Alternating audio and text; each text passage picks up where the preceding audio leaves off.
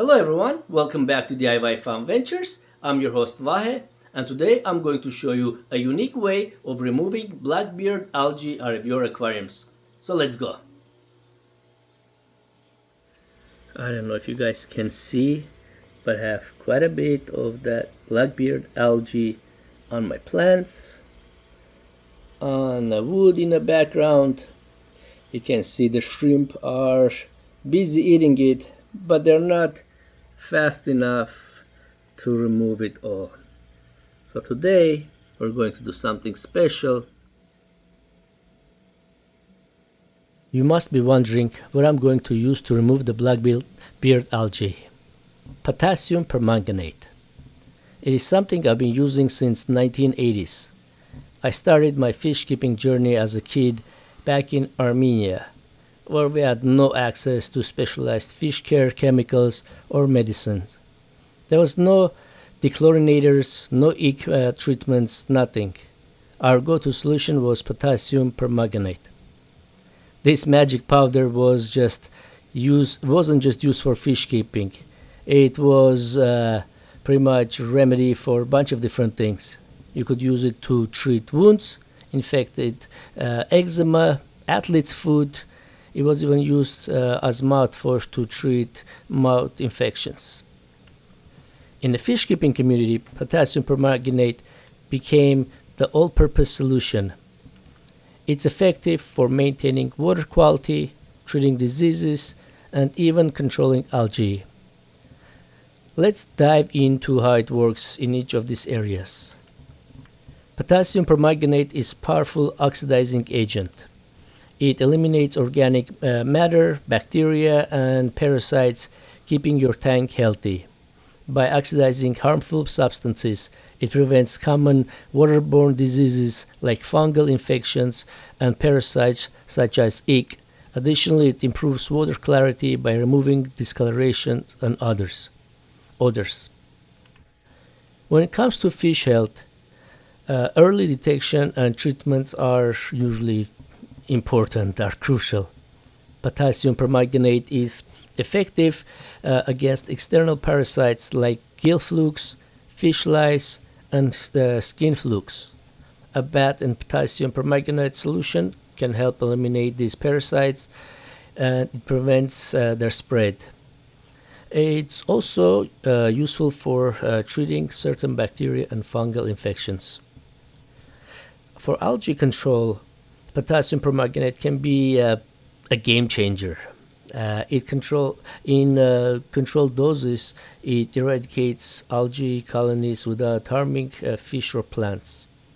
However, you must be cautious. Overdosing can have serious consequences.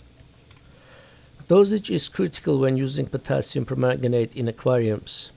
So start with a very low concentration and increase gradually if needed. I always monitor the reactions of the algae and overall health of my fish and plants.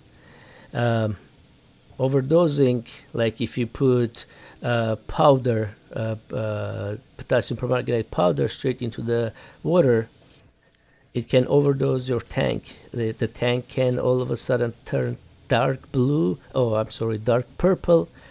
and it could kill everything if you are not around. So on this, remember that potassium permanganate powder is slow to dissolve, and always dissolve it in a small cup or a bottle first, and then add the solution to your tank in small amounts. Never add the powder directly to your aquarium. It is easy to accidentally overdose. Dissolve it carefully, add it gradually, and monitor your tank closely to ensure the safety of fish and plants. I use a 5 milliliter syringe to carefully add the dissolved potassium permanganate solution to the tank. I always pour it into the middle of the tank and let it dissolve further. As the solution spreads, you will notice the water color change from dark purple to light shade of pink or light purple. Since I don't measure specific amounts, I do this by sight. Your goal is to achieve pink hue throughout the water. This is the perfect balance for effective treatment without really harming your tank or the fish or the plants. During this time, I monitored the tank closely. Once we reach the pink color, you want to turn off the lights because the light accelerates the decomposition or the composition of the potassium permanganate. The color will gradually change from purple to pale pink or disappear entirely as the compound oxidizes organic material and reduces to lower oxidation state. This reduces its effectiveness over time. For the sake of this video, I let the lights on so you can clearly see what happens.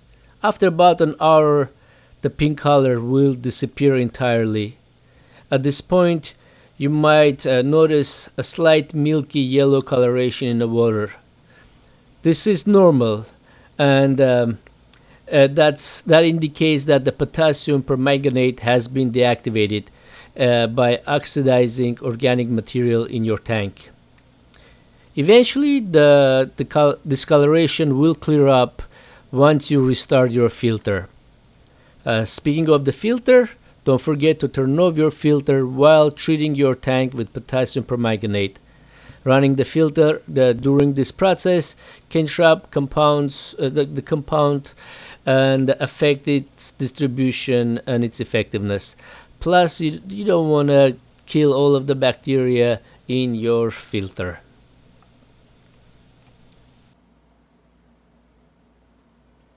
You can see now the color of the water is light pink.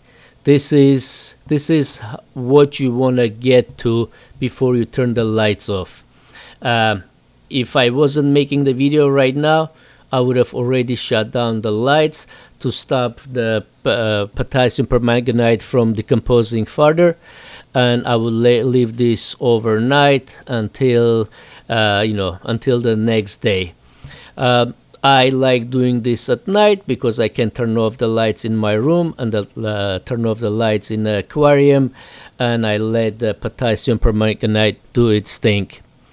For the video, like I said, I'm gonna leave the lights on so you guys could see what happens and how quickly potassium permanganate loses its power and effectiveness.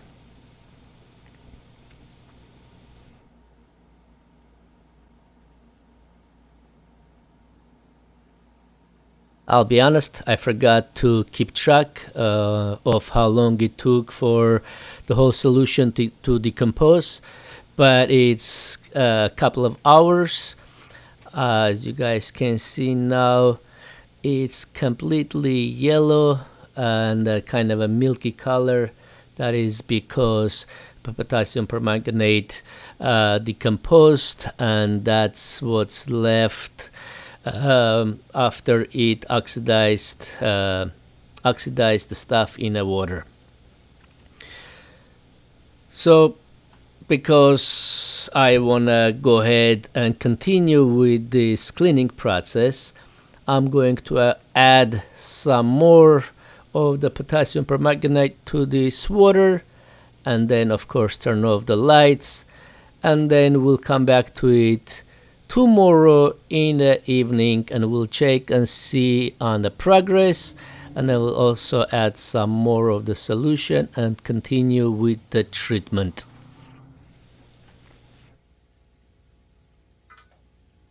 I'm not gonna add too much, well, I don't know, just until it becomes again kind of a purple color, and then I'm going to turn the lights off and let this thing stay overnight.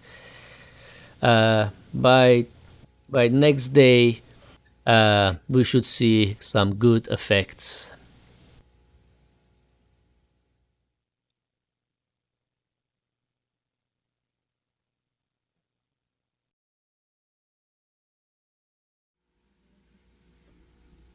Here we are, day after.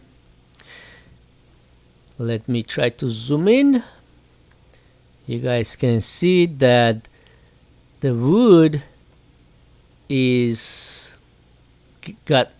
got much cleaner than it was a day before. Look at that. If you guys go back in the video, you can see that there was a lot more black bear algae yesterday than today. Let me try to get this zoomed in. You can see algae is still on the plants and it's still pretty big, but looks like the shrimp are interested in it. And as the treatment goes on, it looks like it becomes more edible for the shrimp, and you guys will notice later the shrimp are very interested and they'll be just munching on it like crazy. But you can see that the initial treatment started working. I mean, there is still some of it left, some on the wood, some on the plants. It's gonna take a couple of more tries, but we see it's working. Sorry, my camera handling sucks. I'm going to add some more of potassium permanganate. This is the second treatment we're gonna do.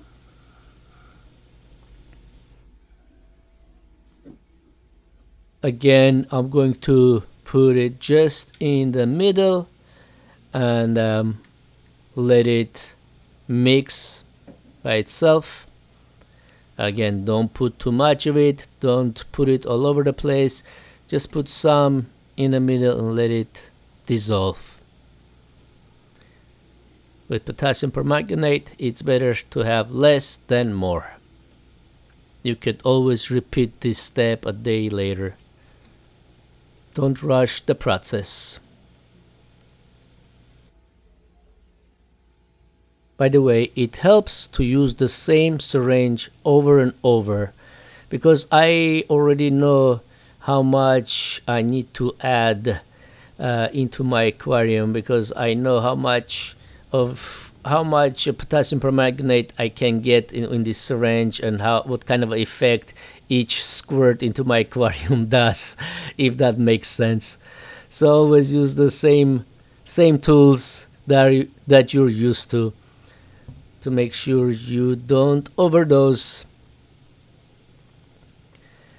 So this is the second treatment. I am going to turn off the lights and we're going to come back tomorrow to see what's going on. So as you guys can see, the water is much clearer now, and if we look at the algae, it is in even better state now, and you guys can see now all the shrimp are actively eating the algae. This is because the algae has broken down into, I guess, much more edible state, and the shrimp are working hard on cleaning the plants. And I am not going to do another treatment. I'm going to let this process go on itself. I'm gonna let the shrimp now do their thing, and maybe in a week or so, if I think I need to do more, I'll add some more potassium permanganate and go through this process maybe one more time. In all honesty, I'm probably not going to be doing anything to this aquarium, because this aquarium is overgrown and there's just too much fish in here, and I'm planning on actually just getting a different aquarium and rescaping it and moving all this into the new aquarium. And during that process, I'll get rid of all of the algae that still remains. I'm just doing this cleaning right now for the sake of the video, just to show you guys that you could use potassium permanganate and it isn't so scary if you follow, if you're careful with it, and it can do a lot of good. I actually use it to treat ick and other fungal diseases in my aquarium before I actually go and try something else from the store. So far I've never needed anything from the store. Not to jinx it, my aquariums don't have too many diseases. Everything is good and clean. My fish are okay, except this aquarium is just overpopulated and it's kind of old, and it needs some work done.